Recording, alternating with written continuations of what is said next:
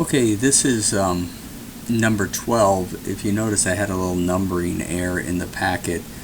We just did problem 2, and it seems that my numbering is off a little. So this is actually the third one in Module 5, but like I said, I have my numbering off, and we'll just continue with this numbering here.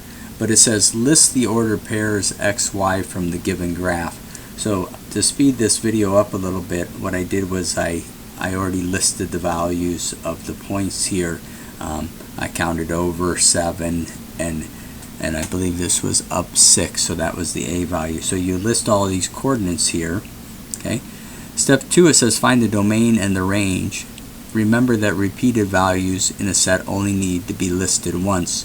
So for the domain, right, what we end up doing is we list our x values. Remember, the domain is the x values of the function, okay, or relation. So the x values, I like to list them in numerical order. So I have -6, 3. You don't have to list them in numerical order, but it's nice. So that's the domain, and then the range are the y values. And if you have a repeated value, you won't have to list it. But let's see, for the range, -5, 1, 3, and 6.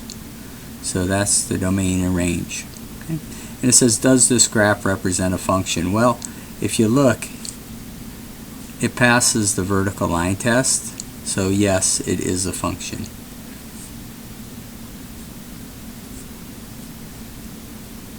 If you would happen to have 2 points stacked right on top of each other in one of these pictures, it would not be a function.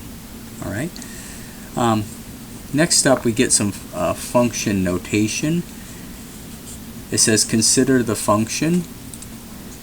So if we look at this function, the way this is read right here is we read that f of x.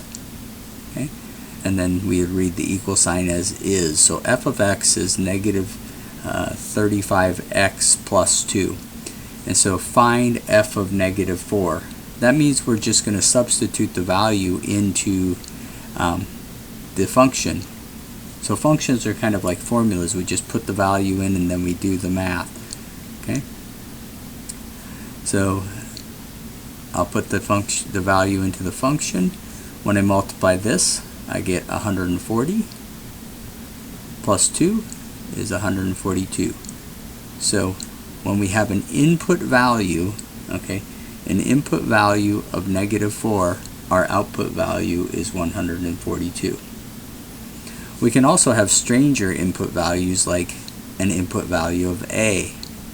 It just means to put a into the function wherever we see an x. And there really isn't much math to do other than some writing of, hey, we put a into the function. Another stranger value to put in, but easily can be done. We write f of p minus 3, and then we put the p minus 3 wherever we see an x. And this is an okay answer. I would rather you get in the habit of distributing this. Okay, so we would have -35p plus 105 plus 2, -35p plus 107. Okay, and then the last set here for this video, we have the function g of x. G of x is 5x cubed plus 2x, and we're going to find g of -1. So just be careful with your substituting. Take your time, use your calculator. I like to substitute my value inside of a parenthesis. It helps me a little bit keep organized. I have, once I cube -1, I get -1, and then I can multiply this here, I get -2. order of operations, I have -5 plus -2 is -7. Okay. And then this one's even easier. We just put b in wherever we see x. So this should be almost no work to be shown when you're doing it in the Hawk system, but that's it. We just put the b value in. And then here we're going to put a plus 2 into the function, so I have g of a plus 2 is equal to 5 times a plus 2 cubed plus 2 times a plus 2. And this one, it's okay to leave in that form because this is kind of a mess, alright? So we could probably just leave it in that format and type it into the Hawk system. Alright? So that's a little bit with some points in a function, the first problem we looked at, and then this function notation where we substitute values in. Okay? Remember, just substituting an input value and getting an output value. Alright, thanks.